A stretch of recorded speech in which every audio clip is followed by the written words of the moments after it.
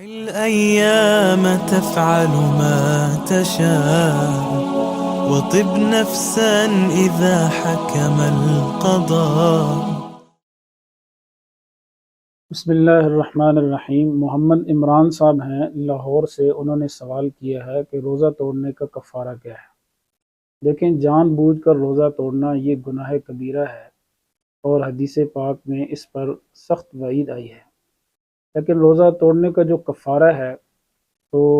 فقہا یہ فرماتے ہیں کہ روزہ توڑنے کا کفارہ یہ ہے کہ ایک غلام یا لونڈی کو آزاد کیا جائے۔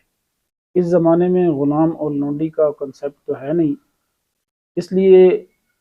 روزہ توڑنے کا کفارہ یہ ہے کہ غلام اور لونڈی نہ ہو تو پھر 2 مہینے لگاتار آدمی نے روزے رکھنے ہیں۔ جو 2 مہینے لگاتار روزے رکھنے ہیں، اگر وہ اسلامی مہینے کی پہلی تاریخ سے شروع کرے گا پھر تو دوسرے مہینے کے اینڈ پر اس کا کفارہ ادا ہو جائے گا،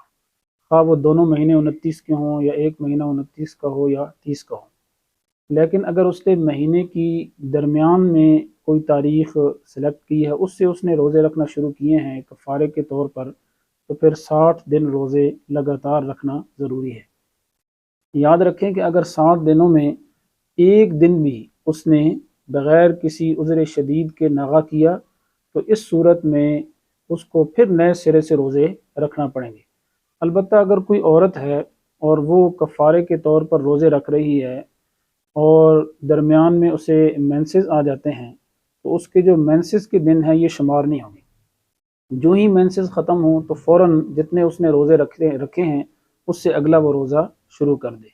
تو 2 مہینے لگاتار روزے رکھنے ہیں جو آدمی جان بوجھ کر روزے کو توڑے گا۔ اگر کسی آدمی میں یہ قدرت نہ ہو 2 مہینے لگاتار روزے رکھنے کی، وہ بیمار ہے، ایسا بیمار ہے کہ اسے اب بیماری سے صحت یابی کی کوئی امید نہیں ہے، یا اس قدر بوڑھا ہے، کمزور ہے کہ اب وہ روزے نہیں رکھ سکتا، تو پھر اس کے لیے حکم یہ ہے کہ وہ 60 مسکینوں کو کھانا کھلائے۔ 60 مسکینوں کو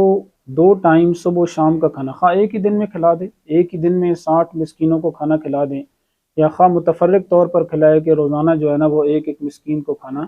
جو ہے وہ صبح و شام کھلا دے 60 دن، تو اس طرح بھی ٹھیک ہے۔ لیکن یہ ضروری ہے کہ 60 مسکینوں کو پیٹ بھر کر کھانا کھلائے، اور وہ جو لوگ ہیں جن کو کھانا کھلا رہے ہیں وہ بالغ ہوں یا قریب البلوغ ہوں، جو بچے ہیں وہ اس میں شامل نہیں ہوں گے۔ اسی طرح اگر اس نے دیکھیں مسکینوں کو کھانا کھلا رہا ہے لیکن اس نے ایک مسکین کو ایک ہی دن میں